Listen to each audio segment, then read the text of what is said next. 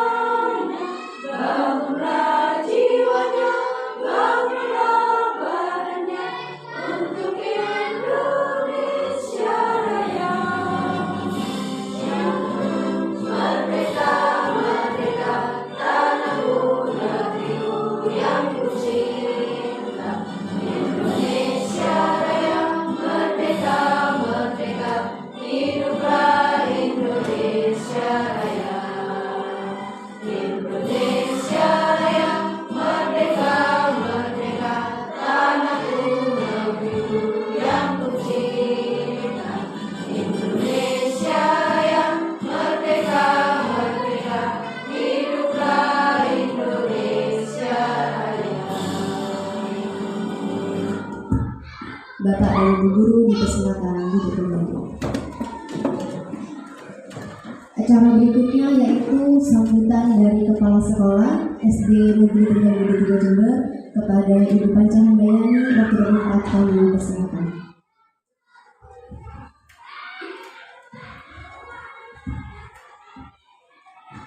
Ibu guru dan para mahasiswa PPG yang ada di Tegal Gede 3 ini teristimewa untuk tamu kita dari SD Tegal Gede 2. Terima kasih. Saya awali, Assalamualaikum warahmatullahi wabarakatuh. Pada siang hari ini untuk Budia selaku guru penggerak mengadakan diseminasi penyebaran pemahaman dan penerapan pengalaman budaya positif. Nah, ini yang saya garis bawahi, budaya positif. Budaya positif itu tentunya hal-hal yang baik yang harus disebarluaskan kepada siapa saja, bisa juga kepada guru yang ada di sini, bisa juga kepada anak-anak, kepada masyarakat di sekitar dimanapun Budiah tinggal. Jadi apa yang menjadi tujuannya itu harus bisa tercapai dan dilaksanakan dengan sungguh-sungguh. Baik itu terhadap guru yang ada di sini, budayakan budaya positif yang ditularkan, yang disebarkan oleh Budiah. Ya, nantinya itu harus berdampak positif kepada teman-teman kita, kepada murid-murid. Apapun pekerjaan kita, apa saja yang positif banyak, ya banyak. Tidak perlu diterangkan sebanyak-banyaknya oleh Bu Panca. Saya contohkan satu saja, semisal saya ngangkat dari pengalamannya Bu Nining. Bu Nining sudah lulus di dalam guru penggerak. Dia membudayakan positif kepada teman-teman. Untuk itu teman-teman bagaimana budaya positif yang ditularkan oleh Bu Nining, lakukan dengan baik, lakukan dan laksanakan supaya apa yang diharapkan oleh sekolah ini jelas berdampak positif. Begitu juga terhadap murid. Pekerjaan apapun, misalnya ada diminta apa dari Bu Panca, dari kepala sekolah, administrasi misalnya, lakukan, gak usah ditagih-tagih gitu. Itu berdampak positif. Jadi perbuatan positif itu akan membawa menyadari pada diri sendiri. Begitu juga pada murid. Murid kalau PR ya lakukan, itu berbuat baik. Apa saja seperti yang saya terangkan kemarin, berakhlak mulia. Bagaimana kita anak-anak bisa menyadari diri sendiri bahwa untuk berbuat baik itu akan apa? Kembali ke diri kita masing-masing. Anak-anak juga seperti itu. Nah, itu saya bersyukur sekali pada Tuhan Yang Maha Esa. Pada siang hari ini diberi kesempatan kepada Budiah untuk menyampaikan hal-hal yang akan disampaikan nanti, yang akan disebarluaskan kepada panjenengan semua. Akhirnya nanti harapannya dari sekolah ini, harapannya dari Bu Panca dan teman-teman nanti akan berdampak, akan lebih baik lagi, budaya positif. Itu saja mungkin yang Bu Panca sampaikan. Terima kasih. Saya akhiri. Wassalamualaikum warahmatullahi wabarakatuh.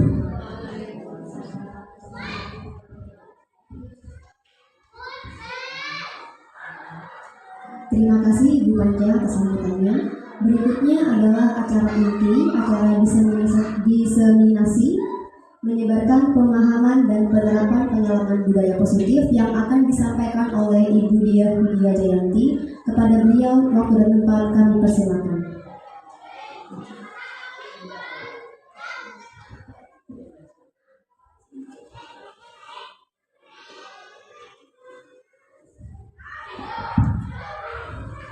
Bismillahirrahmanirrahim. Rabbi shrah li sadri wa yassir li amri wahlul 'uqdatam min lisani yafqahu qawli.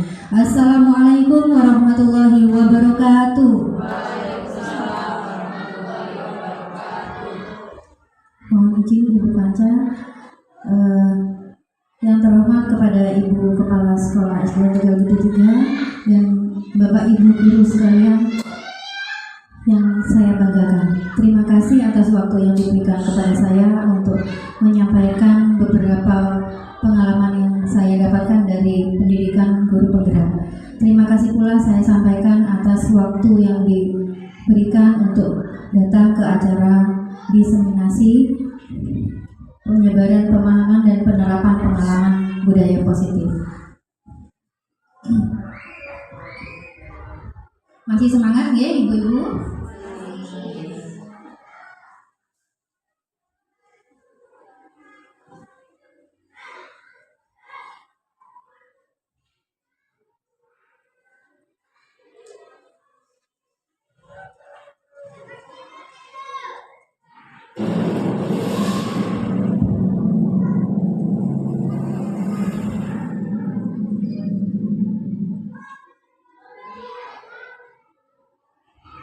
Nih, ini acara ini hanya sekedar sharing dan berbagi wawasan yang saya dapatkan dari pendidikan guru penggerak, yaitu tentang modul 1.4 tentang budaya positif. Nah, ini perkenalan sedikit dari saya. Saya calon guru penggerak angkatan 11 kelas 230B dengan fasilitator saya Ibu Sunarsih dan pengajar praktis saya Ibu Nani Triwidayati. Nah, Bapak Ibu, kita sebagai seorang guru langsung saja nih, biar tidak terlalu siang. Kita sebagai seorang guru itu diibaratkan sebagai petani. Petani di sini memiliki peranan yang penting untuk menjadikan tanamannya tumbuh subur. Nah, di sini saya ingin bertanya, adakah yang di rumah punya sawah atau sedang bertani, bercocok tanam? Oh, Ibu. Ibu, saya tanya sedikit tentang cara-cara untuk menanam tanaman yang ada di sawah Ibu. Apa yang perlu Ibu lakukan agar tanaman itu tumbuh subur? Ya, namanya punya sawah, petaninya itu pinginnya hasilnya memuaskan. Tentunya harus ada perjuangan, diolah dulu tanahnya, dibrojol, ya. Sudah itu dialus itu pakai garu gitu, ditarik pakai traktor itu supaya untuk menanamnya itu mudah, empuk ya. Nah, itu di pengolahan tanah dulu. Sudah itu dibibit, beli bibit yang unggul tentunya. Itu di bibitnya itu kalau sudah umurnya 25 hari itu siap tanam. Jadi itu sudah ditanam, tidak dibiarkan setelah tanam disiangi, ada rumput-rumput di sekitar, itu penyakit juga harus disemprot, virus hama itu disemprot. Kemudian perawatan seperti itu, air juga harus ada. Kalau banyune gak iso tumbuh seperti itu. Terima kasih Ibu Panca. Begini Bapak Ibu, seperti yang disampaikan oleh Ibu Kepala Sekolah kita, bahwa kita untuk menanam tanaman di sawah itu kita harus menyediakan tempat atau tanah yang subur. Nah, kita diibaratkan sekolah ini sebagai sawah. Bagaimana kita menciptakan sebuah lingkungan yang nyaman, aman, dan damai, dan membuat anak-anak itu bersemangat untuk belajar di sekolah. Nah, kemudian langkah-langkah yang dilakukan oleh Bu Panca tadi adalah menyiangi, membuat tanah subur, memberikan pupuk kepada tanaman dan membeli bibit yang bagus. Nah, itu kita ibaratkan sebagai murid, dan cara-cara kita bagaimana kita untuk bisa membuat siswa atau menjadikan siswa itu memiliki karakter yang baik. Mereka bersemangat untuk belajar di dalam kelas dengan lingkungan sekolah yang nyaman. Nah, seperti itu, Kemudian di dalam pembelajaran pendidikan Ki Hajar Dewantara ini menyebutkan sekolah diibaratkan sebagai tanah yang seperti tadi saya sampaikan, di mana sekolah tersebut menyenangkan, aman, nyaman, dan untuk bertumbuh serta dapat menjaga dan melindungi setiap murid dari hal-hal yang kurang bermanfaat dan bahkan mengganggu perkembangan potensi murid tersebut. Nah, kita sebagai guru memiliki salah satu tanggung jawab kita, yaitu menciptakan bagaimana suatu lingkungan positif yang terdiri dari warga sekolah yang saling mendukung, saling belajar, saling bekerja sama, sehingga tercipta kebiasaan-kebiasaan baik. Nah, apa yang kita pikirkan akan menjadi ucapan kita, apa yang kita ucapkan akan menjadi perbuatan kita. Nah, kemudian apa yang kita lakukan itu akan membentuk karakter kita, dan karakter kita itu akan menjadi sebuah budaya positif atau disiplin positif yang tumbuh dari dalam diri kita. Dan kita jika bisa melakukan itu semua, kita bisa memberikan budaya positif di sekolah. Nah, guru itu tugasnya apa saja? Guru itu tugasnya mengajar, mendidik, kemudian menjawab pertanyaan siswa, memberi nilai, mengatur kelas, menegakkan peraturan kelas atau peraturan sekolah, menjalankan keyakinan kelas, peduli terhadap semua murid. Kemudian murid itu tugasnya apa?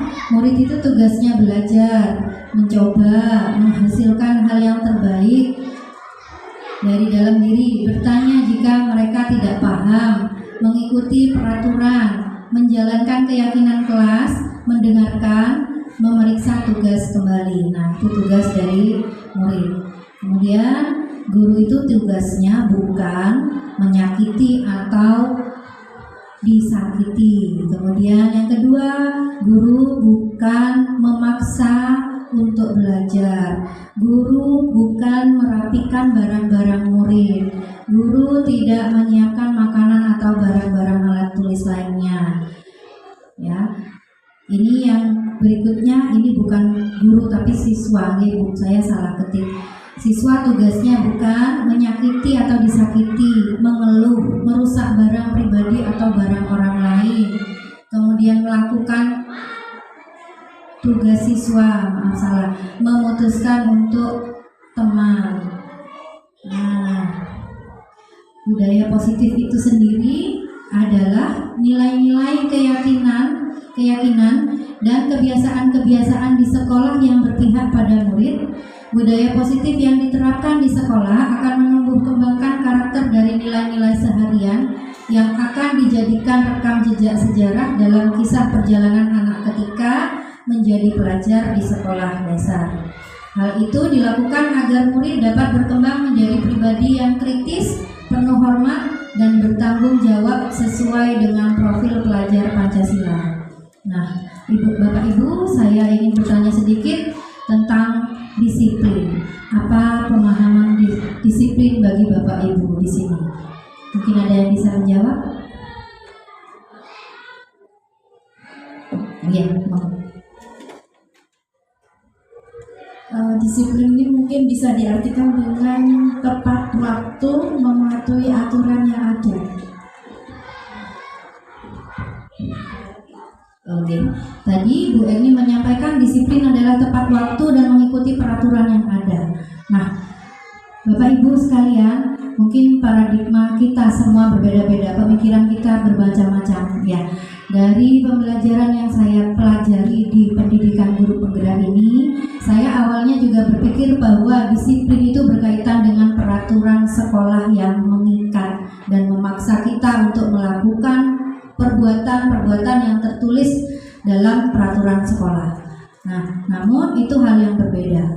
Disiplin itu sendiri adalah sebuah kesadaran diri yang muncul dari dalam diri sendiri untuk melakukan hal-hal yang menurut kita itu baik dan untuk diri kita dan untuk masa depan kita. Jadi semua yang kita lakukan itu akan berdampak pada diri kita sendiri, baik itu perbuatan yang buruk akan berdampak buruk pada diri kita, perbuatan yang baik juga akan berdampak baik kepada diri kita di kemudian hari. Nah, di sini kita akan mempelajari bagaimana kita menciptakan disiplin, ya. Nah, yang pertama, pembelajaran dengan paradigma baru. Pembelajaran dengan paradigma baru merupakan pembelajaran yang dirancang berdasarkan prinsip pembelajaran berdiferensiasi, sehingga para peserta didik belajar sesuai kebutuhannya berdasarkan tahap perkembangan sesuai teori psikologi modern untuk mewujudkan profil pelajar Pancasila. Nah, kita tahu bahwa profil pelajar Pancasila itu ada 6, ya. Apa saja Bapak Ibu? Oke. Iya. Beriman, bertakwa kepada Tuhan Yang Maha Esa dan berakhlak mulia, kreatif, bernalar kritis, mandiri, bergotong royong, berkebinekaan global. Itu yang kita harapkan dari siswa yang kita beri pendidikan di sekolah. Nah, sekarang ada satu kegiatan yang menurut saya ini nanti akan menghasilkan jawaban apa yang harus kita lakukan ke depan. Coba, ayo lakukan kegiatan cobalah buka. Nah, sekarang saya beri aba-aba begini. Misalkan kita di tangan kanan kita ada sebuah benda yang sangat berharga dan kita genggam. Kita tidak akan lepaskan benda tersebut. Sebelah tangan kanan kita. Kemudian ada orang lain yang berusaha untuk bagaimana kita untuk membuka tangan itu. Coba dilakukan yang kan duduknya berdua-berdua. Yang satu genggam tangan, yang satu berusaha membuka tangan orang tersebut, tangan teman sebelahnya. Coba.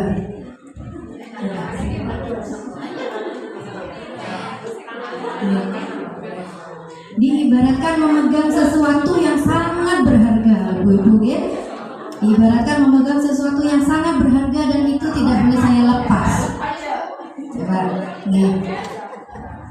sambut. Coba saya tanya sekarang, apakah Bapak Ibu akan membuka kepalan tangan? Siapa yang membuka tadi? Ada yang membuka? Beri alasannya kenapa, Bu? Alasannya karena barang itu sangat berharga buat saya, jadi saya tidak akan melepaskannya untuk orang lain.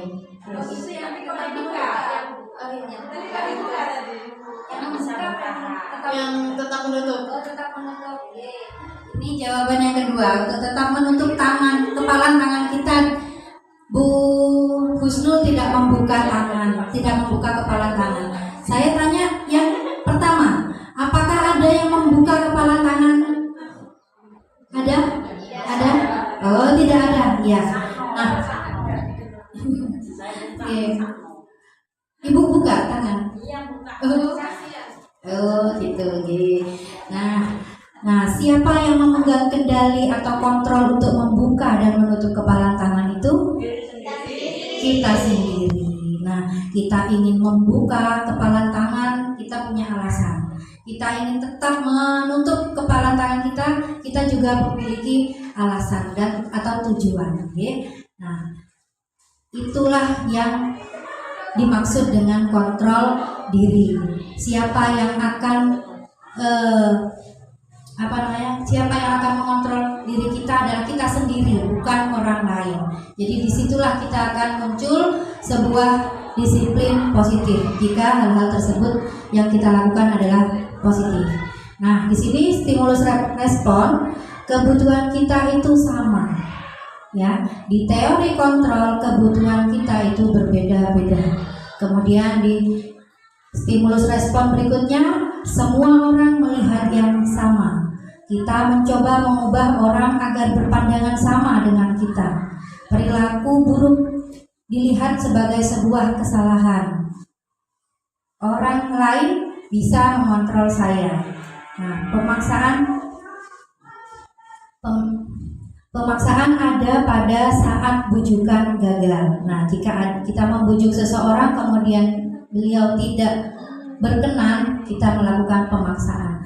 Nah, model berpikir yaitu menang kalah. Jika saya menang, kamu kalah. Jika kamu menang, saya kalah. Itu stimulus respon. Dalam pendidikan untuk menimbulkan disiplin positif, di sini ada teori kontrol.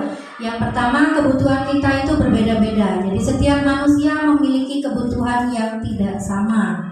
Kemudian setiap orang berpandangan berbeda. Seperti tadi, ibu-ibu semuanya ada yang tetap menggenggam tangan, tetap menutup, dan juga ada yang membuka karena memiliki tujuan yang berbeda, pandangannya berbeda.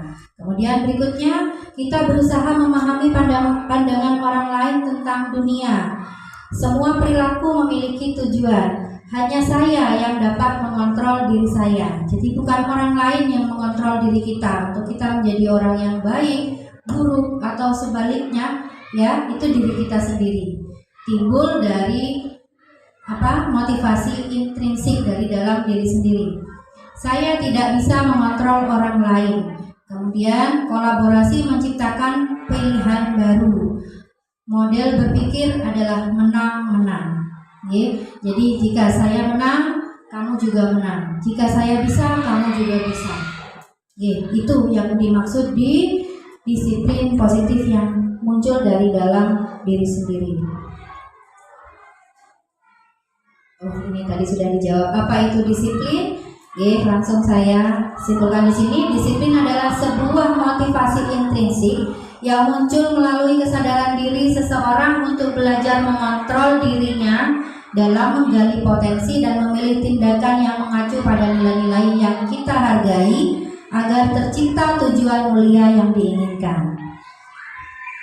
Nah, disiplin positif itu sendiri adalah pembiasaan hal yang baik, mencakup sikap atau perilaku maupun tutur kata yang timbul dari kesadaran diri seseorang agar dapat berkembang menjadi pribadi yang kritis, mandiri, dan bertanggung jawab.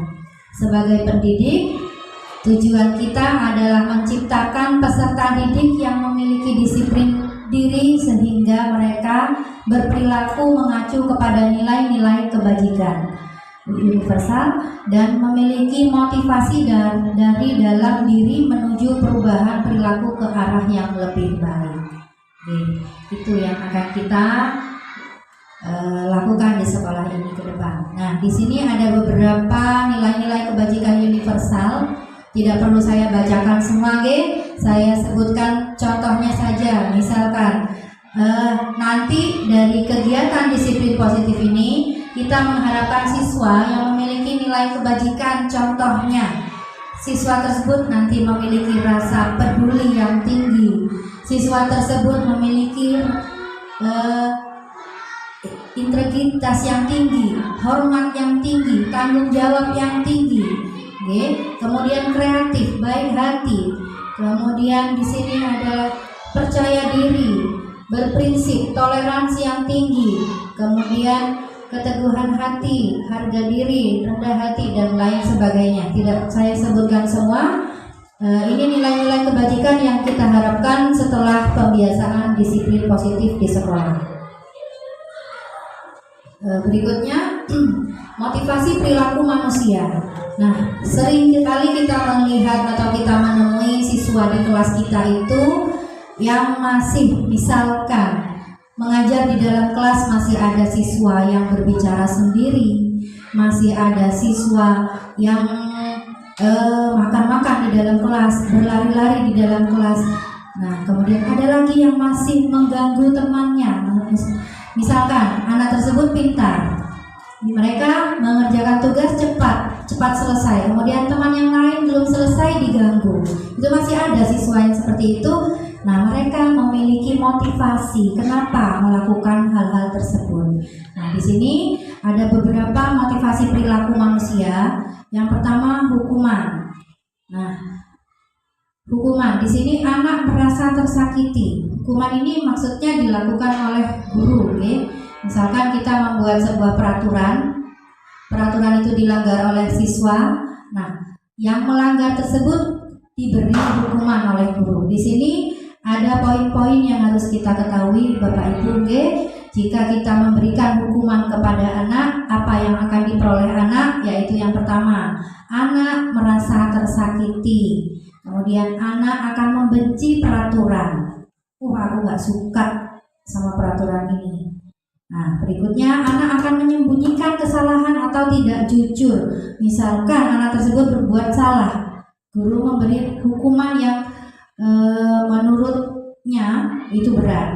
Akhirnya dia akan membenci, dia akan menyembunyikan kesalahannya dan tidak jujur menjawab pertanyaan guru. Kemudian murid akan marah, dendam, dan merasa malu jika hukuman tersebut diberikan di depan banyak teman yang lain.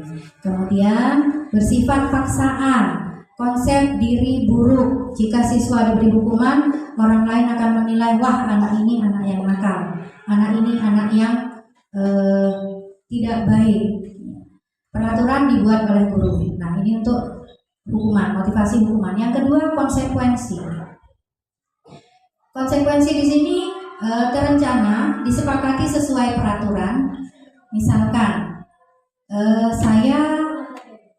misalkan ada siswa yang merusak barang temannya. Konsekuensinya apa? Saya akan mengganti barang tersebut. Konsekuensinya apa? Misalnya tidak menumpahkan air di dalam kelas. Konsekuensinya apa? Saya harus membersihkan lantai ini. Misalnya begitu. Nah, begitu. Berikutnya, murid tetap dibuat tidak nyaman. Tetap dia tidak nyaman. Kemudian sikap guru selalu memonitor murid. Nah, misalkan muridnya tetap berbuat kesalahan di dalam kelas, jika selama murid itu belum melakukan tanggung jawabnya, guru akan terus mengontrol. Misalnya, ayo, belum selesai, belum dibersihkan tadi yang tumpah. Terus kita akan terus mengontrol murid. Anak belajar taat peraturan, konsep diri baik, peraturan dibuat oleh guru dan murid. Nah, berikutnya, motivasi berikutnya ada penghargaan. Kita sering, termasuk saya juga masih sering memberikan penghargaan kepada murid. Ternyata setelah saya mengikuti pendidikan guru penggerak ini, pemberian penghargaan itu masih kurang baik. Misalnya, yang akan dirasakan oleh murid itu akan merasa bahagia dan bangga diri. Kemudian sikap guru terkesan pilih kasih atau tidak adil. Kemudian menurunkan prestasi. Misalkan maksud di sini adalah setelah dapat nilai 100 saya beri hadiah misalnya saya kasih permen. Berikutnya karena dia menyepelekan, wah aku bisa aja, temanku aja kalah sama aku. Besoknya dia setelah diberi tugas berikutnya dia menyepelekan dan akhirnya nilainya turun, tidak 100 lagi. Itu maksud dari menurunkan prestasi. Merusak pertemanan, menimbulkan rasa iri antar sesama teman. Nah, di sini misalkan kita dari awal kita mengenal kurikulum Merdeka, kita diajarkan untuk tidak menilai siswa dari segi angka. Jadi semua sikap, pengetahuan di dalam kelas, karakter siswa itu kita nilai dalam satu deskripsi tertentu. Nah, di sini jika ada satu siswa yang kita beri penghargaan, kemudian teman yang lain tidak diberi penghargaan, meskipun dia sudah melakukan yang terbaik, misalkan saya sudah belajar Bu tadi malam, tapi nilai saya tetap 70, tidak bisa 100. Tapi dibandingkan dengan siswa yang dapat 100, dia memiliki karakter yang kurang baik.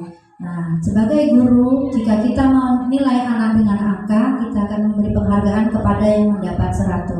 Tapi sebagai guru yang baik, itu kalau bisa tidak dilakukan, karena akan menimbulkan rasa iri antar sesama teman. Kemudian anak akan menganggap remeh orang lain, meremehkan karena dia merasa bangga. Kemudian peraturan itu dibuat oleh guru. Nah, yang terakhir motivasi perilaku ini ada restitusi. Anak mendapat penguatan, anak bertanggung jawab atas perbuatannya, anak akan menghormati diri sendiri dan orang lain. Mendorong disiplin positif, anak menemukan solusi permasalahannya sendiri, anak bersemangat memperbaiki diri, kesepakatan dibuat oleh murid. Nah, ini bagaimana? Nanti saya jelaskan di berikutnya. Nah, untuk melakukan restitusi tadi kita perlu membuat keyakinan kelas, Bapak Ibu. Keyakinan kelas itu apa?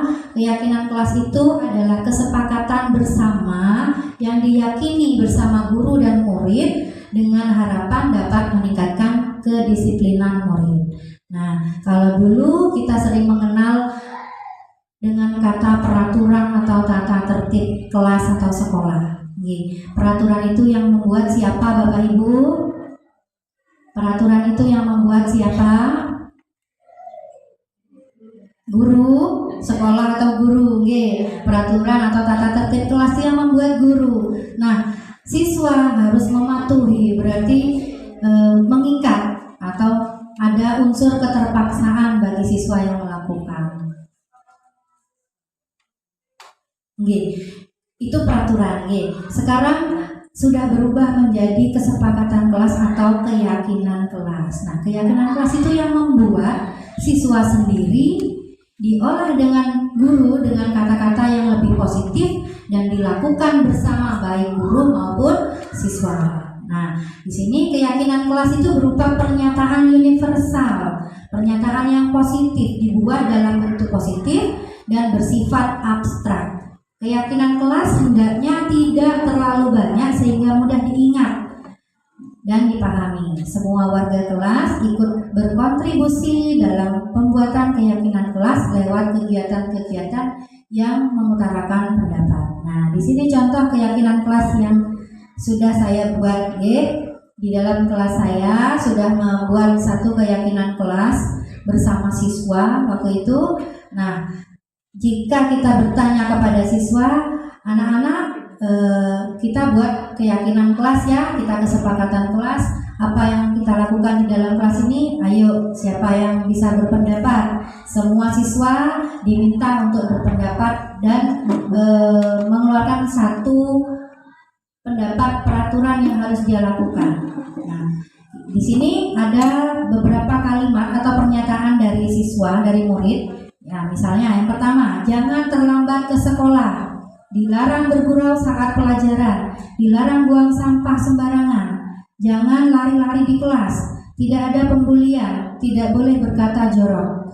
Nah, dari semua pernyataan murid ini kalau kita perhatikan, itu adalah kalimat-kalimat ada kata jangan, ada kata dilarang, dan tidak boleh, itu kata negatif. Jadi guru tugasnya mengolah atau mengubah pernyataan dari murid itu menjadi pernyataan yang lebih positif. Misalnya, yang pertama, kata jangan terlambat ke sekolah kita bisa ubah dengan kata datang tepat waktu. Kemudian dilarang bergurau saat pembelajaran berlangsung, kita bisa ubah dengan kata tertib mengikuti pelajaran. Dan buang sampah pada tempatnya, berjalan dengan sopan, saling menyayangi dan menghormati, berbicara sopan dan santun. Nah, nilai kebajikan yang tadi sudah saya paparkan di tayangan slide ini, ada beberapa nilai positif, nilai kebajikan yang diinginkan di kelas saya. Ini contoh yang kelas saya, Yang pertama, misalnya datang tepat waktu. Saya menginginkan murid yang seperti apa? Bukan hanya murid yang dituju, tapi juga termasuk saya sebagai guru kelasnya dan juga guru-guru yang lain. Di sini disiplin dan tanggung jawab. Tertib mengikuti pelajaran, itu tertib nilai kebajikannya. Buang sampah. Nah, jika kelas kita ini tanpa sampah, berarti kelas kita bersih dan itu juga akan memberi dampak sehat bagi tubuh orang yang ada di dalam kelas. Kemudian berjalan dengan sopan, yaitu teratur. Kita saling menyayangi, yaitu nilai kebajikannya rukun, menghormati dan menghargai. Kemudian ada kebutuhan dasar manusia. Nah, seperti tadi yang saya katakan, jika di dalam kelas masih ada siswa yang berulah atau berbuat yang kurang baik, meskipun itu masih ada guru di dalam kelas, tapi anak tersebut masih bergurau, masih mengganggu temannya, itu ada alasan kenapa saya melakukan itu. Dan ada beberapa kebutuhan dasar yang belum terpenuhi bagi anak tersebut. Kebutuhan dasar manusia itu merupakan sesuatu yang kita lakukan untuk dapat mendapatkan apa yang kita inginkan. Seluruh tindakan yang kita lakukan memiliki tujuan. Semua usaha terbaik yang kita lakukan agar kebutuhan dasar kita terpenuhi dengan baik. Ada 5 kebutuhan dasar manusia. Yang pertama yaitu bertahan hidup. Kita sebagai manusia ini memerlukan makanan, pakaian, tempat tinggal untuk kita, keamanan dan kesehatan untuk kita bertahan hidup. Kebutuhan dasar yang kedua yaitu kasih sayang, rasa diterima. Maksud di sini adalah rasa diterima, diperdulikan, berbagi kerjasama, menjadi bagian dalam kelompok. Nah, yang ketiga penguasaan harga diri, keinginan untuk dianggap, memimpin, berprestasi, diakui dan didengar. Yang keempat kebebasan, mandiri, memiliki pilihan, mencoba hal baru dan mampu mengendalikan arah dirinya. Kesenangan, bermain, humor, antusias dan tertawa. Misalnya di dalam kelas kita sedang mengajar, ada siswa yang makan-makan, ada siswa yang ambil makanan temannya padahal dia sudah punya makanan sendiri. Berarti kebutuhan dasar yang dia belum terpenuhi adalah kebutuhan dasar bertahan hidup. Seperti itu. Nah, misalnya lagi ada siswa yang sedikit-dikit ikut gurunya kemana-mana seperti Bu Deski. Ada satu murid yang kemana-mana ikut Bu Deski, imam, Di sini mungkin dia punya satu kebutuhan dasar yang belum terpenuhi Bu Deski. Di rumah mungkin dia perlu, masih kurang kasih sayang dan rasa diterima di keluarganya. Jadi dia mencari di sekolah siapa sosok pengganti orang tua di sini. Mungkin itu kebutuhan dasar imam yang bisa jadi contoh saya. Ya. Kemudian penguasaan. Kadang ada teman di dalam kelas sudah punya, masih ambil pulpen temannya, masih merusak barang temannya. Berkuasa, dia ingin menguasai kelas. Ya, dia ingin menguasai kelas. Misalnya, apa teman-teman harus manut sama saya. Kalau nggak manut begini. Itu adalah satu kebutuhan dasar yang belum terpenuhi, yaitu penguasaan. Kebebasan, misalnya di dalam kelas anak-anak kotean, nyanyi-nyanyi, kemudian masih bermain dan lain sebagainya. Dia butuh apa? Dia butuh senang. Mungkin di rumah dia kurang kesenangannya. Akhirnya dia mencari di dalam kelas atau di sekolah.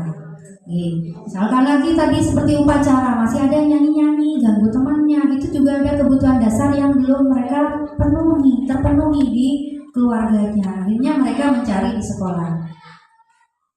Nah, itu ya, kesenangan juga sama di sini. Kemudian berikutnya, nah kita bikin sebentar ya biar tidak jenuh. Ini sudah separuh perjalanan. Saya minta berdiri sejenak untuk melemaskan otot-otot. Ini saya bagi jadi 3 kelompok. Yang belakang itu 1 deret, yang ini bergabung dengan sebelah. Berdekatan saja Bu. Ini juga berdekatan. Nanti saya berikan contoh, mungkin Bu Panca bisa ikut, monggo.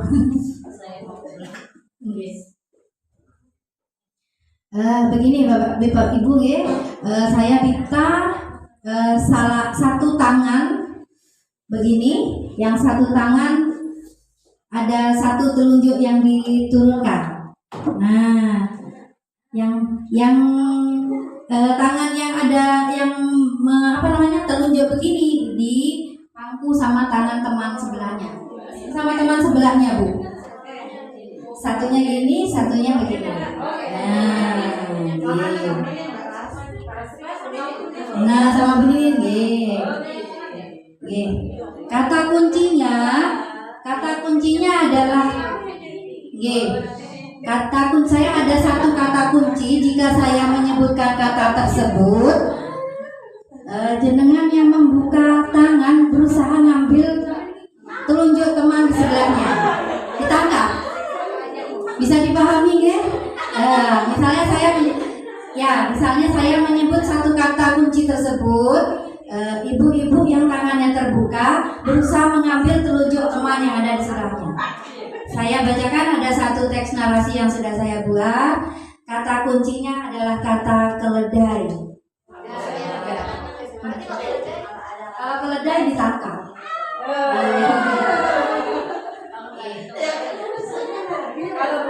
Saya mulai ya. Konsentrasi. Kita mengajarkan siswa untuk berkonsentrasi. Saya mulai. Saat liburan tiba, keluarga Ketut pergi berburu ke hutan. Belum. Ketika di perjalanan mereka berhenti di pinggir jalan karena melihat kelompok.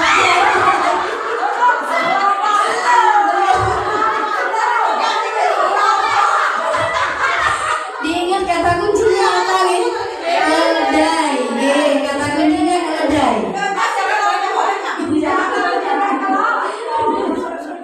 Karena melihat kelompok keledai berlalu-lalang di jalan, Ketut dan ayahnya keluar dari mobil yang ditumpanginya untuk menggiring keledai.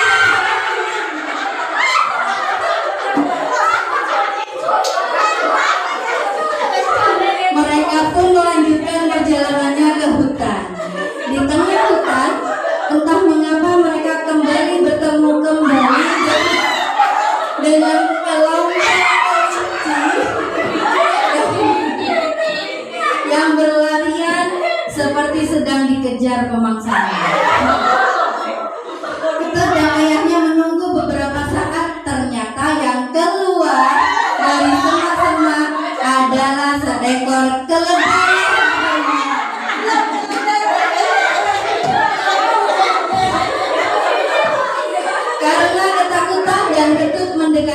kelapa muda yang ada di sebelah ayahnya, lalu meminumnya. Di dalam hatinya Ketut berkata, dasar keledai. Tepuk tangan buat kita semua.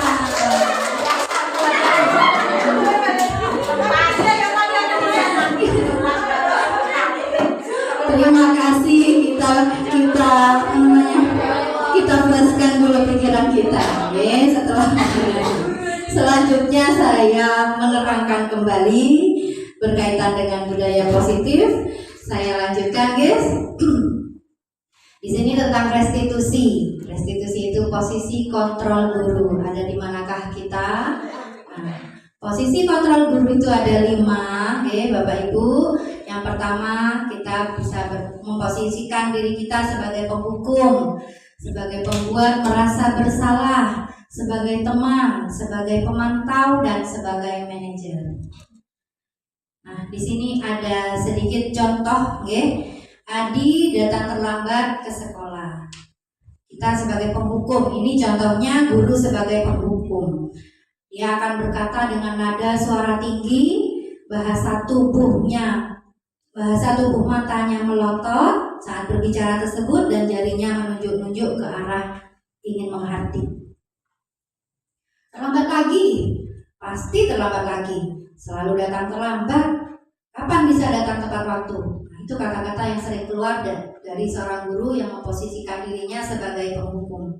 Sekarang kita tanyakan pada diri kita sendiri, bagaimana perasaan murid kita bila kita sebagai guru berkata demikian kepada murid yang datang terlambat. Nah, kita kan belum tahu dia terlambat karena apa.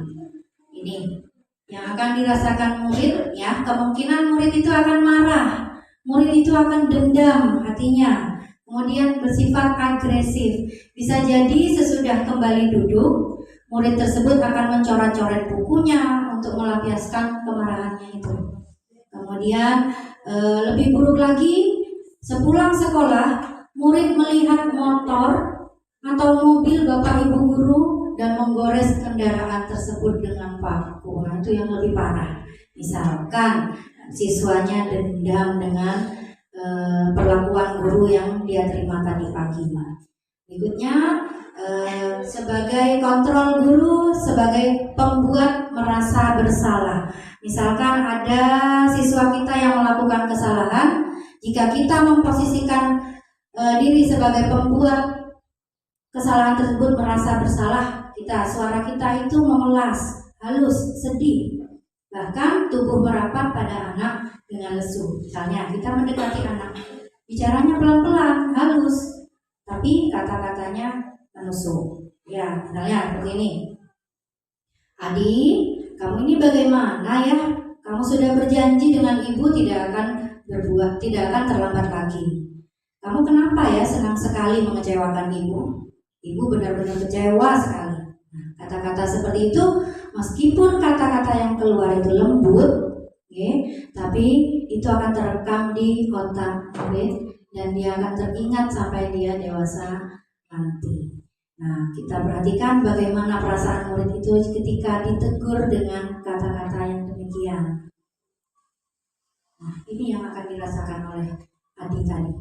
Murid akan merasa bersalah telah mengecewakan ibu atau bapak gurunya. Murid akan merasa menjadi orang yang paling gagal dan tidak sanggup membahagiakan orang lain. Kadangkala sikap seperti ini lebih berbahaya dengan sikap penghukum karena emosi dan akan tertanam rapat di dalam. Nah, kalau dihukum sekali dia melakukan hukuman yang diberikan guru, selesai. Meskipun dia dendam, dia marah sesaat saat itu. Tapi jika guru memposisikan sebagai pembuat itu merasa bersalah, akan terekam di ingatan siswa sampai dia dewasa. Ya. Kemudian murid akan menahan perasaan, tidak seperti murid dalam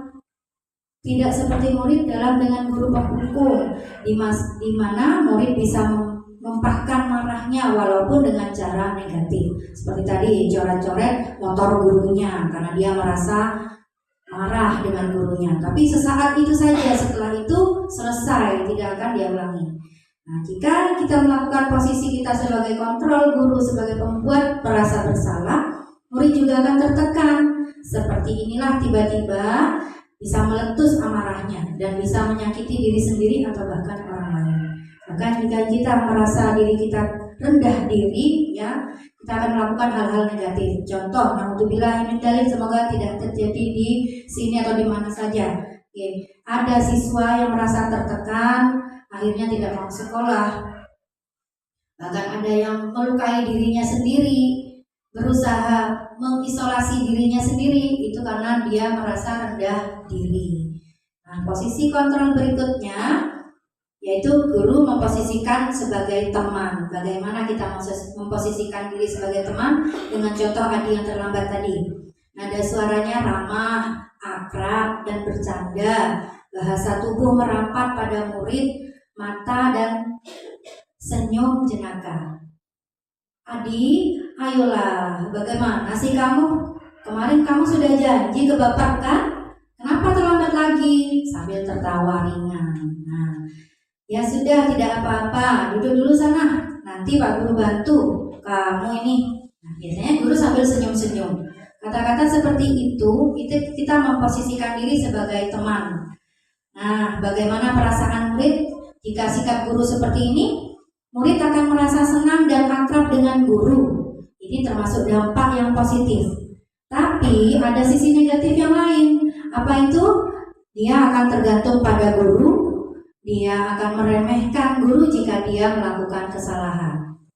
Aku berbuat seperti ini aja Pak guruku tidak marah. Ya sudah, aku ulang. Ya sudah, aku lakukan lagi hal-hal yang lebih negatif lainnya. Nah, bila ada masalah, dia merasa bisa mengandalkan guru tersebut untuk bisa membantunya. Akibat lain dari posisi teman, Adi hanya akan berbuat sesuatu bila yang menyuruh adalah guru tersebut dan belum tentu berlaku sama dengan guru yang lain. Contoh, jika saya memposisikan diri saya sebagai teman kepada murid saya, nah saat muridnya sudah naik kelas atau diajar oleh guru yang lain, dia nggak manut. Nah, manutnya kenapa? Karena bukan budiah. Nah, seperti itu. Jika saya memposisikan diri saya sebagai teman kepada murid. Nah, berikutnya ada posisi kontrol kita sebagai pemantau. Nada suara itu datar, bahasa tubuhnya formal. Contoh, dialog yang dilakukan oleh guru dan Adi. Adi, tahukah kamu jam berapa kita memulai? Adi berkata, tahu Pak. Guru, kamu terlambat 15 menit. Apakah kamu sudah mengerti konsekuensi yang harus dilakukan bila terlambat? Adi, paham Pak. Saya harus tinggal kelas pada jam istirahat nanti dan mengerjakan tugas ketertinggalan saya. Guru, ya benar. Nanti pada saat jam istirahat kamu harus tinggal di kelas untuk menyelesaikan tugas yang tertinggal tadi. Saya tunggu. Nah, kata-katanya tidak ada senyuman, tidak ada bentakan, datar saja. Itu kita hanya sebagai pemantau. Apa yang diterima oleh Adi? Adi akan memahami konsekuensi yang harus dijalankan karena telah melanggar salah satu peraturan sekolah. Guru tidak menunjukkan suatu emosi yang berlebihan, menjadi marah atau membuat merasa berbuat bersalah. Murid tetap dibuat tidak nyaman dengan harus tinggal di kelas pada jam istirahat dan mengerjakan tugas. Guru tetap harus memantau murid pada saat mengerjakan tugas di jam istirahat karena murid tidak bisa ditinggal seorang diri. Nah, jadi guru tetap kerepotan jika dia memposisikan sebagai pemantau. Dikit-dikit dilihat muridnya. Mari kok guru mengerjakan tugasnya. Dikit-dikit didekati. Sudah? Belum Bu. Ya, seperti itu. Itu posisi diri kita sebagai seorang pemantau. Berikutnya yang terakhir adalah sebagai seorang manajer. Di mana nada suara kita itu tulus, bahasa tubuh kita itu tidak kaku, mendekat kepada murid. Contoh dialog yang dilakukan oleh guru dan Adi yang tadi terlambat. Adi, apakah kamu mengetahui jam berapa sekolah itu dimulai? Tahu Pak, jam 7. Ya, jadi kamu terlambat. Kira-kira bagaimana kamu akan memperbaiki masalah ini? Saya bisa menanyakan teman saya Pak untuk mengejar tugas yang tertinggal. Baik, Itu bisa dilakukan. Apakah besok kamu ada masalah? Apakah besok akan ada masalah untuk kamu agar bisa hadir tepat waktu ke sekolah? Tidak Pak, saya bisa hadir tepat waktu. Guru, baik, saya hargai usahamu untuk memperbaiki diri. Nah, jika guru memposisikan dirinya sebagai manajer, apa yang akan dirasakan murid? Yaitu pada posisi manajer ini, maka suara guru akan sebaiknya tulus. Tidak perlu marah, tidak perlu meninggikan suara, apalagi menunjuk-nunjuk jari ke muka murid, berkaca pinggang, atau bersikap seolah-olah menyesal, tampak sedih sekali atas perbuatan murid, atau bersenda gurau, menempatkan diri sebagai teman murid. Fokus ada pada murid, bukan pada membahagiakan guru atau orang tua. Murid sudah mengetahui adanya suatu masalah, adanya sesuatu yang terjadi pada dirinya, kesalahan apa yang dia perbuat. Nah, bila guru mengambil posisi sebagai pemantau, guru akan menilai apa konsekuensinya, apa peraturannya. Namun pada posisi manajer ini, guru akan mengembalikan tanggung jawab tersebut kepada murid, di mana murid itu akan mencari solusinya sendiri dari kesalahan yang dia perbuat. Kemudian dia akan menghargai dirinya sendiri dan tidak akan melakukan di kemudian hari. Berikutnya contoh penerapan posisi kontrol guru. Nih, misalkan murid tidak mengerjakan tugas yang diberikan oleh guru. Jika sebagai penghukum, contoh hukumannya yaitu berdiri dengan sebelah kaki di depan kelas. Saya tanya, masih ada nggak bu guru di sini yang menjadi seorang penghukum? Masih ada? Tidak ada, alhamdulillah. Berikutnya, membuat merasa bersalah. Kesekian kali ibu sudah ingatkan, kamu senang ya melihat ibu terus-terusan bertindak seperti ini. Nah, ini saya juga pernah melakukan seperti ini. Jujur saya sebelum mempelajari modul 1.4 tentang budaya positif, saya sering melakukan posisi kontrol sebagai pembuat merasa bersalah. Kemudian berikutnya, jika guru memposisikan dirinya sebagai teman, ayo dong kamu kerjakan tugasnya, nanti kalau sudah selesai kita main game. Nah, kita menganggap murid kita sebagai teman kita. Nah, tapi sisi negatifnya murid kita akan menyepelekan kita. Tidak ada rasa hormat, tidak ada menghargai dan lain sebagainya. Sebagai pemantau, kamu sudah melakukan kesalahan dan sudah mengetahui konsekuensinya. Sekarang selesaikan dan segera kumpulkan. Itu perintah guru ya. Berikutnya penerapan sebagai manajer. Apakah kamu tahu kesalahanmu, keyakinan sekolah apa yang kamu tinggal, yang kamu langgar, dan apa yang akan kamu lakukan untuk menyelesaikannya? Nah, itu kita sebagai manajer. Nah, posisi kontrol aku di mana ya? Misalkan kita sebagai guru, saya kecewa sekali dengan kamu. Itu posisi kontrolnya ada di mana kita? Di mana? Membuat merasa bersalah. Coba kita tes dulu, benar atau salah ya? Oh iya benar. Jika guru merasa kecewa dan mengutarakan itu kepada siswa, berarti kita membuat siswa itu merasa bersalah. Berikutnya, kamu tidak pernah benar melakukannya. Sekarang keliling lapangan 3 kali. Nah, ini di sini kita posisi kontrolnya di penghukum. Benarkah penghukum? Masih adakah kita sebagai penghukum? Ada. Alhamdulillah kalau sudah tidak ada penghukum. Berikutnya, posisi kontrol apakah kita? Kira-kira bagaimana kamu akan memperbaiki masalah ini? Nah, kita menanyakan kepada murid yang melakukan kesalahan. Kamu nanti akan melakukan apa? Kamu nanti akan melakukan apa ya untuk memperbaiki kesalahanmu tadi? Nah, posisi kontrol apa kita? Apa? Manajer apa? Pemantau bu. Kita lihat, kita menanyakan kepada murid. Nah, di sini manajer karena kita mengembalikan permasalahan itu kepada murid tersebut yang membuat kesalahan. Jadi murid itu bisa mencari solusinya sendiri, bisa memperbaiki dirinya untuk tidak melakukan kesalahan yang sama. Kemudian berikutnya, Ayolah, lakukan demi Bapak Ibu. Ayolah, kerjakan. Ayolah, buat Ibu loh. Apa kita sebagai teman? Alhamdulillah sudah paham. Teman, ya.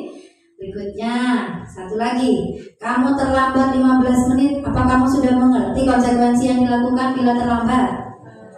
Sebagai apa di sini Bapak Ibu? Sebagai pemantau, kita cek, ya. Iya. Tepuk tangan buat kita semua yang sudah paham dengan posisi kontrol guru. Oh, masih ada segitiga restitusi. Saya kira sudah berakhir. Masih ada satu lagi, ya. Segitiga restitusi adalah proses dialog yang dijalankan guru dan orang tua agar dapat menghasilkan murid yang mandiri dan bertanggung jawab. Nah, segitiga restitusi ini membantu murid memiliki tujuan, disiplin positif, dan memperbaiki dirinya setelah berbuat salah. Restitusi bukan untuk menebus kesalahan, namun untuk belajar dari kesalahan. Nah, karena pengalaman itu adalah guru terbaik. Jika kita melakukan satu kesalahan, jika kita bisa sadar diri, kita tidak akan mengulangi kesalahan yang sama di kemudian hari. Itulah satu proses restitusi. Nah, di sini ada yang disebut dengan segitiga restitusi. Ada 3 tahapan yang kita lakukan kepada siswa kita yang membuat kesalahan. Yang pertama yaitu menstabilkan identitas. Kita bisa menanyakan kepada siswa yang melakukan kesalahan. Misalnya, kita ada siswa yang berbuat salah, kita panggil ke satu ruangan yang dimana tidak ada teman-teman yang lain. Jadi dia tidak akan merasa malu, dia tidak akan merasa terhakimi dan lain sebagainya. Kita panggillah di satu tempat ruangan kosong atau ruang guru, di mana anak itu bisa leluasa menyampaikan, mengutarakan apa yang ingin dia sampaikan kepada guru karena dia sedang melakukan kesalahan. Nah, di menstabilkan identitas ini ada kata-kata yang atau pertanyaan yang bisa guru berikan kepada murid tersebut. Misalnya, kita sebut nama Imam. Kamu kenapa tadi? Kamu berbuat apa tadi? Imam, tadi kamu ikuti bu guru kenapa? Ya, Imam, apa yang sudah kamu lakukan tadi di luar? Misalnya, dia menjawab, saya habis nendang teman saya, bu. Kita stabilkan identitasnya. Kenapa kok temannya ditendang? Karena dia ganggu saya. Dia kan akan bercerita. Dia akan bercerita apa alasan dia melakukan sebuah kesalahan. Nah, berikutnya validasi tindakan yang salah. Di sini kita mengoreksi, ini loh, kamu salahnya di sini, nak. Ya, kita bisa mengutarakan pertanyaan-pertanyaan seperti ini atau pernyataan seperti ini. Imam, semua orang, semua manusia itu tidak ada yang sempurna, sama. Semua orang pernah berbuat salah. Budiah pun pernah berbuat salah. Nah, itu tahapan memvalidasi tindakan yang salah. Tindakan kamu itu tidak salah, hanya bla bla bla bla bla. Kita jelaskan kenapa. Ya, karena itu akan merugikan orang lain. Teman yang kamu injak kakinya akan merasakan sakit. Kita jelaskan di sini. Itulah tahapan validasi tindakan yang salah. Kemudian tindakan yang terakhir, tahapan yang terakhir yaitu menanyakan keyakinan. Kalimat yang bisa diutarakan guru misalnya seperti ini. Imam, masih ingat enggak keyakinan kelas kita yang sudah kita sepakati itu apa? Ingat bu, apa? Kita harus rukun sama teman. Kita harus saling menghargai, kita harus saling menghormati. Misalnya seperti itu, kita harus saling menyayangi. Nah, itu Imam masih ingat dengan keyakinan kelas yang sudah kita sepakati. Nah, kira-kira kalau Imam pengennya jadi apa sih? Imam pengennya seperti apa? Aku pengen bu berteman sama semuanya. Aku pengen sayang sama semua temanku. Aku tidak mau bertengkar. Misalkan jawaban Imam seperti itu. Nah, kita kembalikan lagi pada dia. Kita tanyakan, kira-kira kalau kamu sudah melakukan kesalahan tadi, apa yang akan kamu lakukan berikutnya? Nah, misalnya, ya bu, saya mau minta maaf, sama teman yang saya injak tadi. Ya bu, saya tidak akan mengulangi lagi perbuatan saya tadi, kesalahan saya. Nah, itu dia akan mencari solusi sendiri, dia menemukan kesalahannya sendiri, dia mencari solusi dan dia akan menerapkan perilaku apa yang akan dia lakukan ke depan. Dan itu akan menimbulkan disiplin positif dalam diri imam. Itulah tiga tahapan segitiga restitusi. Berikutnya masih adakah? Menstabilkan identitas, ini sudah saya jelaskan tadi. Berikutnya validasi tindakan. Kamu pasti punya alasan kenapa sih kamu kok melakukan ini, padahal kamu bisa melakukan yang lebih buruk. Selain kamu injak, kamu bisa loh rusak sepatunya. Kau tidak melakukan itu kenapa? Kenapa kok kamu pilih injak saja? Kenapa tidak merusak sepatu? Dan selain sebagainya. Kamu patut bangga pada dirimu sendiri karena kamu melindungi sesuatu yang penting buat kamu. Seperti kebutuhan dasar. Kamu butuh apa sih imam? Kok kamu sampai injak kaki temannya? Itu. Menanyakan keyakinan. Apa keyakinan kelas kita? Ini sudah saya jelaskan. Seperti apa gambaran kelas yang ideal menurut kamu? Kamu mau jadi orang seperti apa sih? Di sini ya. Kemudian berikutnya, adakah pertanyaan? Saya kembalikan ke moderator dulu.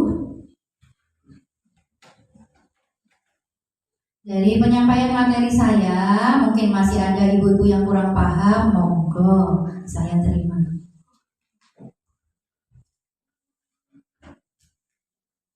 Baiklah, itu tadi pemaparan dari budaya positif oleh Ibu Diah Widya Jayanti. Mungkin ada pertanyaan dari audiens? Kalian persilakan. Monggo Bu Yuli.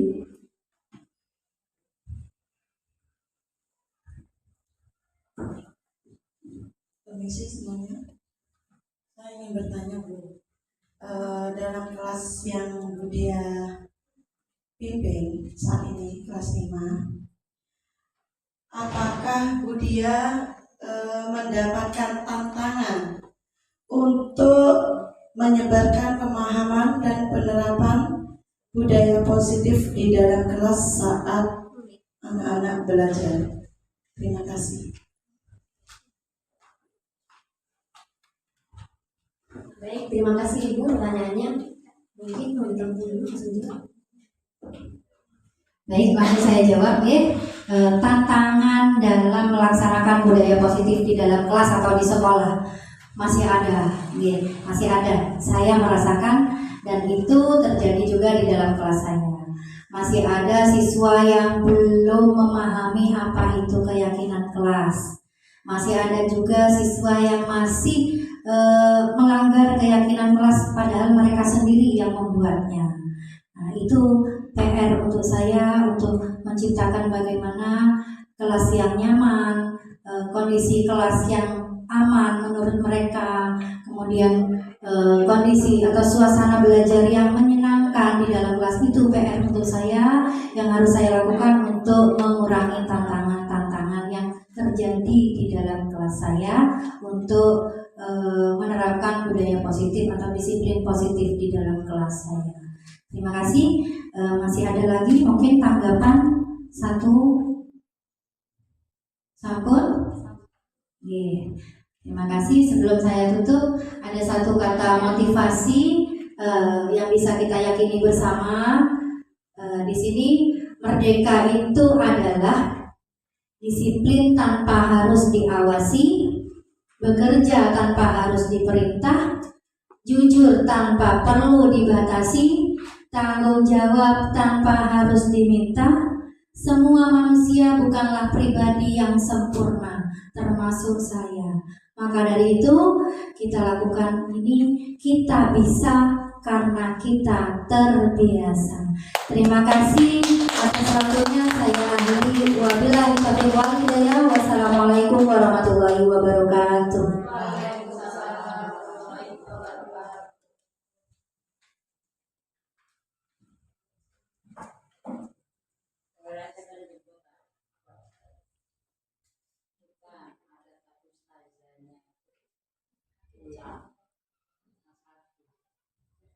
Baiklah, terima kasih Ibu Dia atas pemaparan materi dari diseminasi, penyebarkan pemahaman dan penerapan pengalaman budaya positif. Sungguh merupakan ilmu yang sangat bermanfaat bagi kami semua. Berikutnya adalah acara doa yang akan disampaikan oleh Bapak Haki waktu dan tempat kalian bersilakan.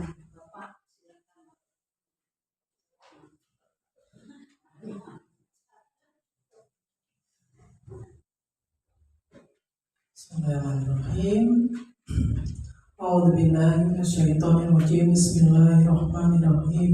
Allahumma ighfir lil muslimin wal muslimati wal mu'minin wal mu'minati wal jadi wal jadati wal masyayikh wal jami'il muslimin wal muslimat. Allahumma ighfir lil muslimin wal muslimati wal mu'minin wal mu'minati. Allahumma anta rabbi la ilaha illa anta khalaqtani wa ana abduka wa ana ala ahdika wa ahdika mastata'tu. A'udzu bika min syarri ma sana'tu wa abu'u laka bi ni'matika alayya wa abu'u bi dhanbi faghfir li fa innahu la yaghfiru dzunuba illa anta. Rabbi ishrah li sadri wa yassir li amri wahlul 'uqdatam min lisani yafqahu qawli. Rabbana atina fid dunya hasanah wa fil akhirati hasanah wa qina adzabannar. Subhana rabbika rabbil izzati amma yasifun wa salamun alal mursalin walhamdulillahi rabbil alamin. Al-Fatihah.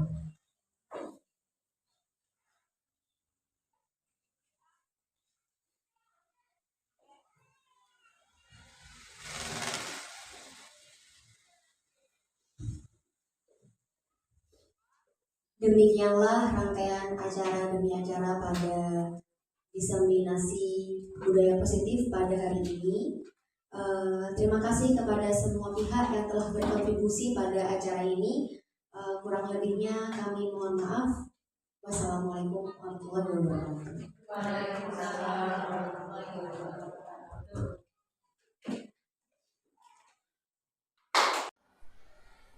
Assalamualaikum warahmatullahi wabarakatuh. Salam sejahtera untuk kita semua.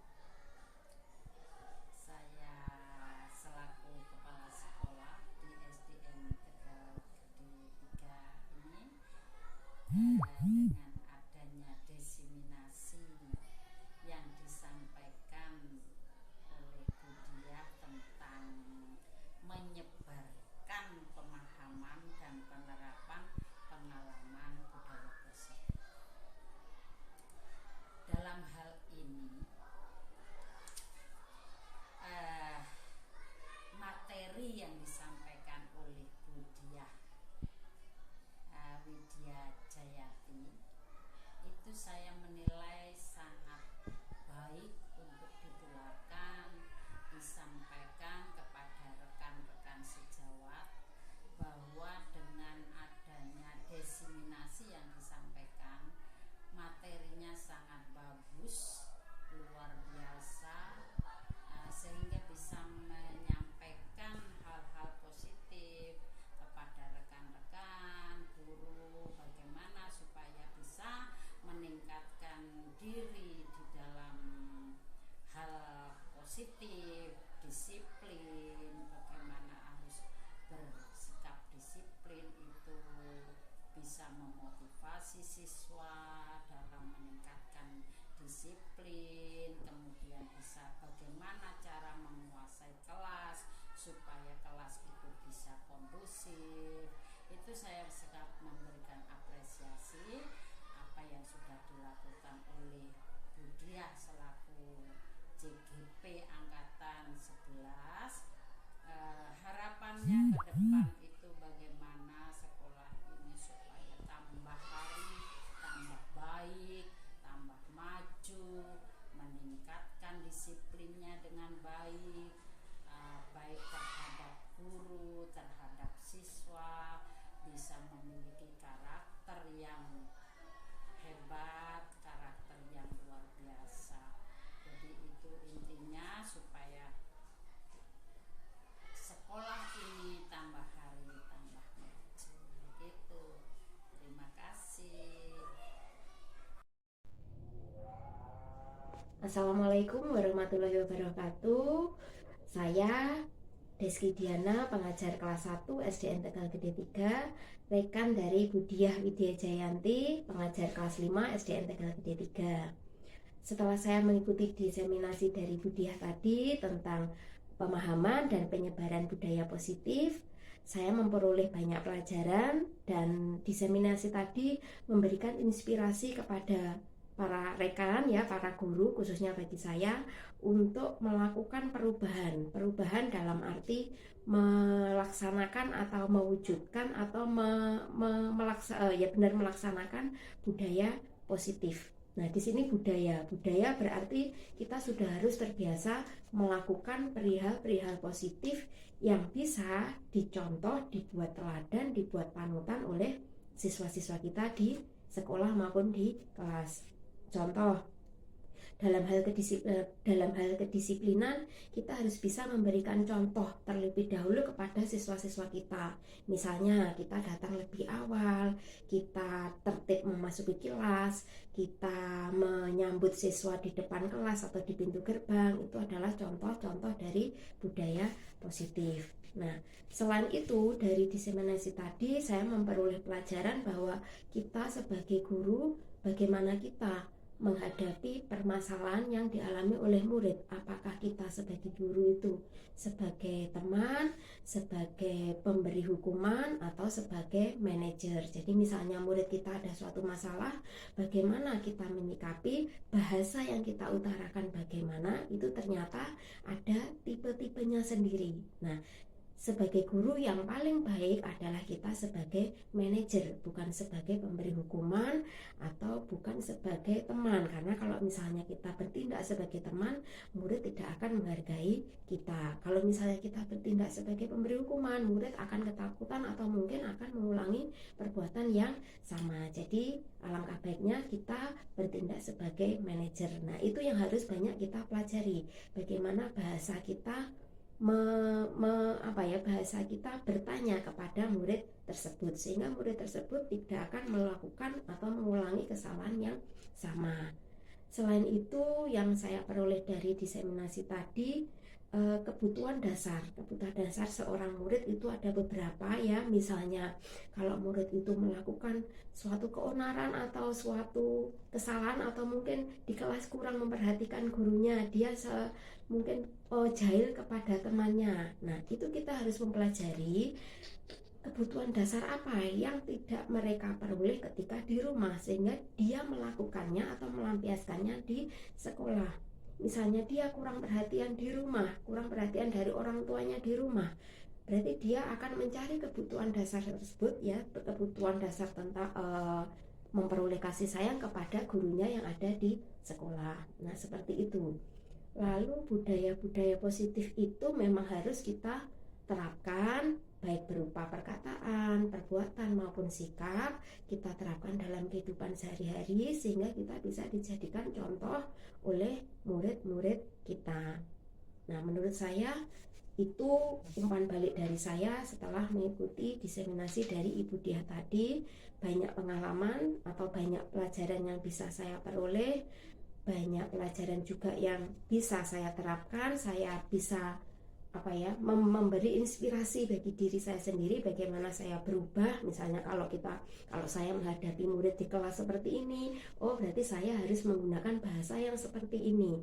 Kalau murid saya misalnya membuat onar, suka pukul-pukul meja dan sebagainya, berarti saya harus mempelajari anak ini memerlukan apa atau kebutuhan dasar apa yang tidak diperoleh anak ini ketika di rumah. Nah, itu saya harus bisa mempelajari seperti itu, dan saya bisa belajar atau bertanya dari Ibu Diah. Nah, menurut saya seperti itu, dan kita harus bisa melakukan budaya positif itu, karena pada prinsipnya kita bisa karena terbiasa.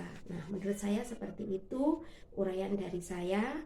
Jika ada kurangnya, saya mohon maaf. Wassalamualaikum warahmatullahi wabarakatuh. Assalamualaikum warahmatullahi wabarakatuh. Saya ucapkan selamat kepada Ibu Diah Widya Jayanti yang telah menyelesaikan aksi nyatanya dengan tema budaya positif. Terima kasih juga kepada Bu Diah yang telah menyampaikan materi budaya positif ini dengan runtut, jelas, dan lengkap. Semoga pengalaman yang Bu Diah peroleh dari pendidikan guru penggerak memberikan manfaat dan dapat menumbuhkan disiplin positif seluruh warga sekolah kami dan menjadikan budaya positif kepada anak didik kami dan guru yang memiliki karakter profil pelajar Pancasila. Semoga Budia sukses selalu dan jangan lupa untuk selalu memberikan pemahaman materi atau berbagi ilmu dengan kami semua. Terima kasih. Assalamualaikum warahmatullahi wabarakatuh. Assalamualaikum warahmatullahi wabarakatuh. Perkenalkan, nama saya Saiful Haki. Saya dari SDN Tegal Gede 3 Jember. Yang mana kali ini saya akan memberikan umpan balik kepada Budiah Widya Jayanti, yang mana tadi sudah memaparkan diseminasi tentang budaya positif di kelas.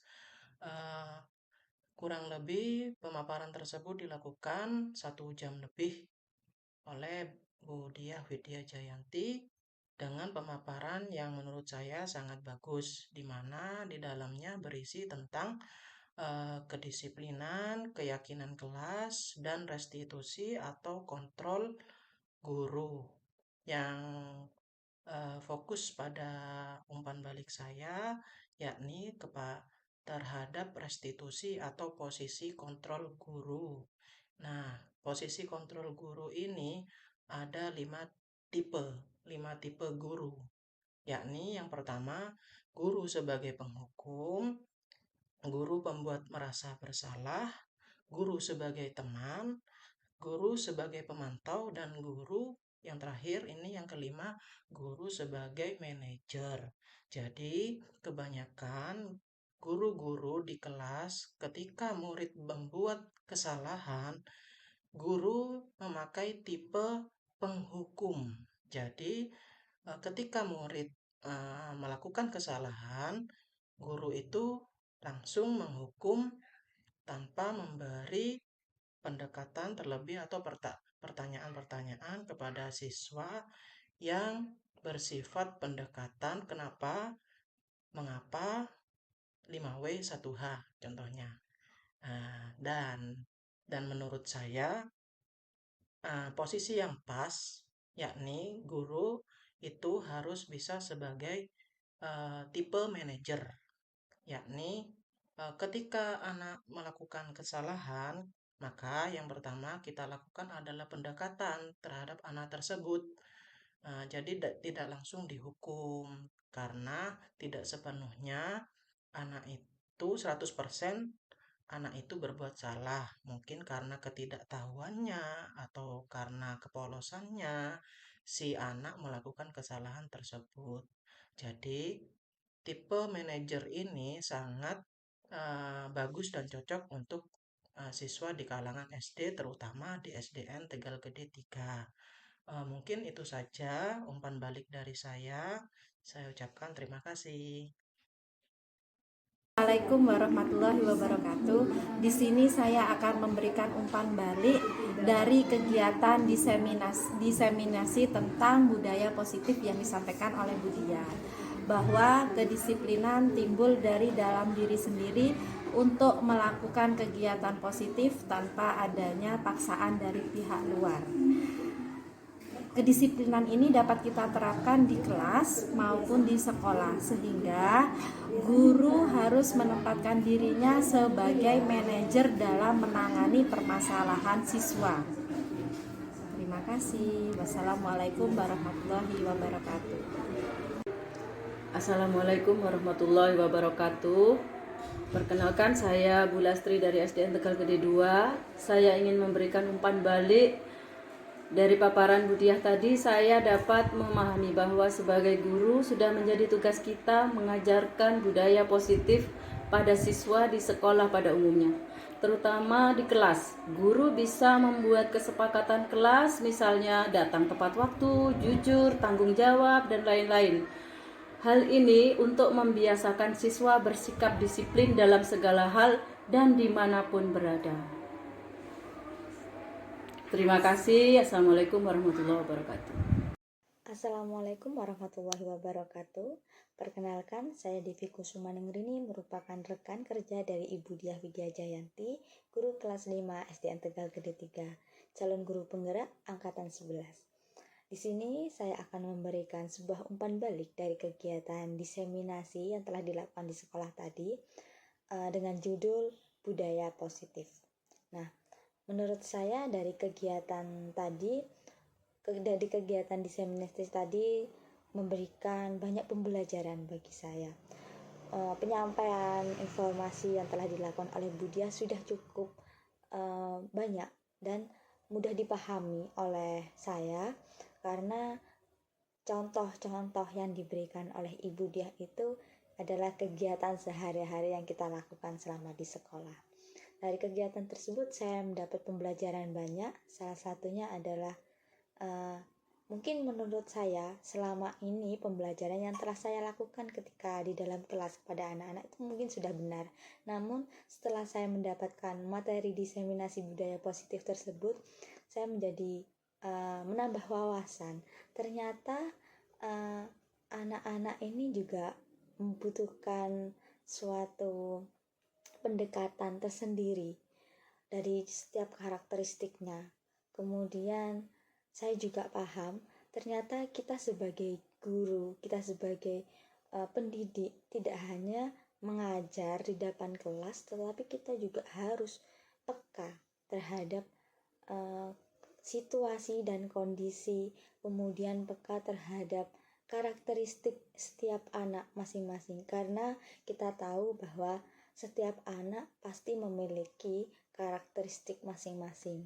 Nah, jadi dari kegiatan diseminasi tadi saya mendapat pembelajaran baru, yakni bagaimana kita bisa menjadi guru yang menjadi teman, menjadi manajerialnya mereka. Tapi dalam hal kutip, guru menjadi teman ini, guru sebagai teman ini tidak bisa dilakukan dalam kegiatan sehari-hari. Karena mengapa? Ini membentuk karakter siswa yang kurang menghormati, kurang menjadi guru yang kurang berwibawa di depan anak-anak didik kita. Jadi mungkin ada di satu sikon yang mungkin kita membutuhkan bahwa kita bisa menjadi teman untuk mereka, tapi tidak bisa dilakukan di setiap harinya. Tapi alangkah baiknya kita bisa menjadi seorang manajer bagi mereka untuk memberikan pembelajaran yang baik, bisa mengayomi anak-anak, dan bisa memahami karakteristik anak-anak tersebut. Kemudian dari kegiatan diseminasi tadi, saya juga mendapat pembelajaran baru, yakni bagaimana kita harus paham tentang perilaku yang dilakukan anak-anak. Perilaku yang mungkin dilakukan anak-anak ini kurang sopan, perilaku yang buruk. Andai kata mereka suka lari-lari di dalam kelas, atau mungkin suka menjahili temannya, atau mungkin dia malas belajar ketika di sekolah. Nah, ini kita sebagai guru harus tahu, kita sebagai guru harus peka. Kenapa ya anak-anak tersebut melakukan perilaku ini di sekolah? Nah, ternyata dari hasil tadi yang saya terima ketika diseminasi, ternyata ada faktor-faktor tertentu, ada kebutuhan-kebutuhan tertentu yang mungkin anak didik tersebut belum bisa mengeksplorkan, belum bisa diterima ketika di rumah, sehingga mereka akan melakukannya di sekolah. Nah, kita sebagai guru perlu melakukan pendekatan terlebih detail lagi kepada anak tersebut untuk memberikan pemahaman, untuk memberikan pengertian, agar anak tersebut tidak keterusan menjadi melakukan perilaku yang kurang baik tersebut, seperti itu. Sehingga kita sebagai guru itu memang tidak hanya mengajar, tapi banyak sekali poin-poin, komponen-komponen yang memang harus kita lakukan menjadi guru, seperti itu. Sehingga saya merasa dari kegiatan diseminasi tadi merupakan kegiatan yang sangat positif dan harus dilakukan. Dari judul budaya positif, jadi budaya berarti kita harus membudayakan, kita harus menerapkan di setiap harinya, sehingga kita bisa menjadi pendidik, bisa menjadi guru yang baik untuk anak-anak, bisa menjadi tauladan juga untuk anak didik kita. Mungkin itu saja menurut saya, kurang lebihnya mohon maaf, dan wassalamualaikum warahmatullahi wabarakatuh. Assalamualaikum warahmatullahi wabarakatuh. Perkenalkan, saya Meida Adenia, mahasiswi PPG Prajabatan, audiens dari acara diseminasi budaya positif yang dipaparkan oleh Ibu Diah Widya Jayanti. Menurut saya, banyak sekali ilmu baru yang saya dapatkan setelah mengikuti acara diseminasi tersebut. Yang pertama, yang paling saya ingat yaitu ketika beliau mengatakan bahwa untuk menciptakan budaya positif di sekolah itu harus dimulai dari kita sendiri. Apa yang kita pikirkan akan menjadi apa yang kita ucapkan. Apa yang kita ucapkan akan menjadi kebiasaan-kebiasaan kita. Maka kalau kita ingin menciptakan budaya yang positif, kita harus berpikir positif terlebih dahulu. Dan yang kedua yang saya ingat yaitu ketika beliau memaparkan bagaimana cara menjadi guru yang baik dan benar dalam memberikan bimbingan kepada peserta didik. Seperti contohnya, apakah kita perlu menjadi guru yang sering memberi hukuman, atau guru yang menjadi teman bagi peserta didik, atau guru yang menjadi pemantau, atau guru yang menjadi manajer ketika mengajar di kelas. Jadi kesimpulannya, dari pemaparan beliau pada acara diseminasi tersebut, saya menjadi terinspirasi untuk menumbuhkan budaya positif di sekolah dan terinspirasi juga untuk menjadi tipikal guru yang menjadi pemantau atau manajer di kelas. Begitu. Terima kasih. Wassalamualaikum warahmatullahi wabarakatuh. Assalamualaikum warahmatullahi wabarakatuh.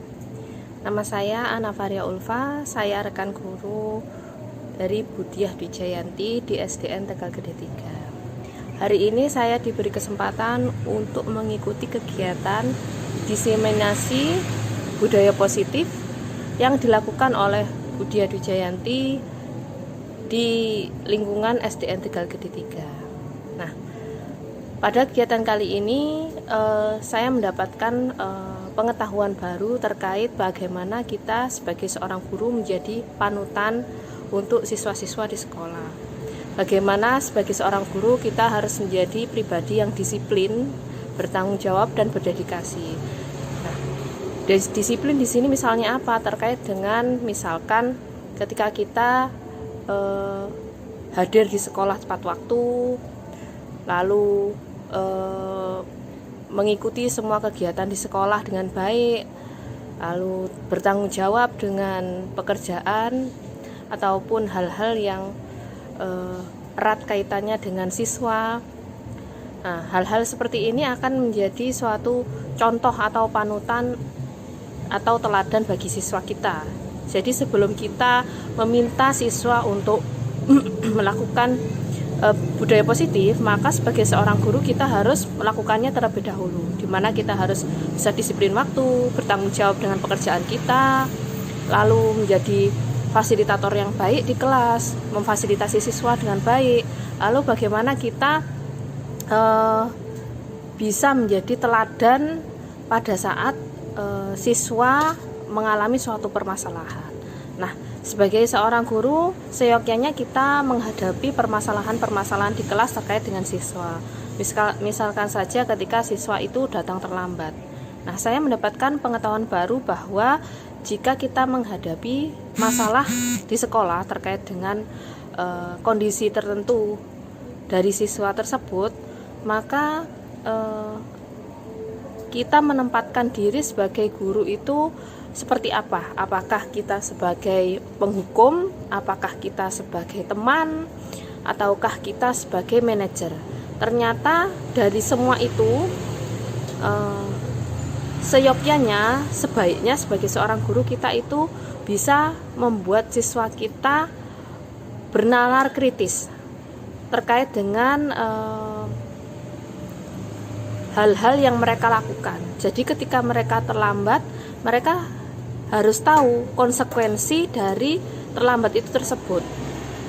Jadi kita sebagai guru tidak boleh menjadi seorang guru yang pemarah. Ketika siswa terlambat, kita marah-marah. Atau ketika siswa terlambat, kita berusaha menjadi teman, menjadi akrab, memberikan kesempatan yang begitu bebas pada siswa, yang pada akhirnya siswa itu tidak merasa tidak ada batasan antara guru dan murid. Ternyata itu juga tidak baik. Ternyata yang baik adalah bagaimana kita menempatkan diri kita sebagai manajer, di mana sebagai manajer, sebagai guru yang berperan sebagai manajer ini, kita seyogianya mengembalikan masalah tersebut kepada siswa, meminta siswa berpikir kritis dan analitis bagaimana dia sebagai seorang siswa yang berbuat salah menghadapi masalahnya sendiri gitu. Misalkan ketika siswa kita terlambat, ketika kita berperan sebagai manajer di situ, maka kita akan mengembalikan masalah terlambat itu kepada siswa. Kita meminta siswa berpikir, kalau siswa itu terlambat, apa konsekuensi yang harus dilakukan? Lalu kedepannya hal apa yang harus diperbaiki supaya tidak terlambat, seperti itu. Jadi budaya positif yang sudah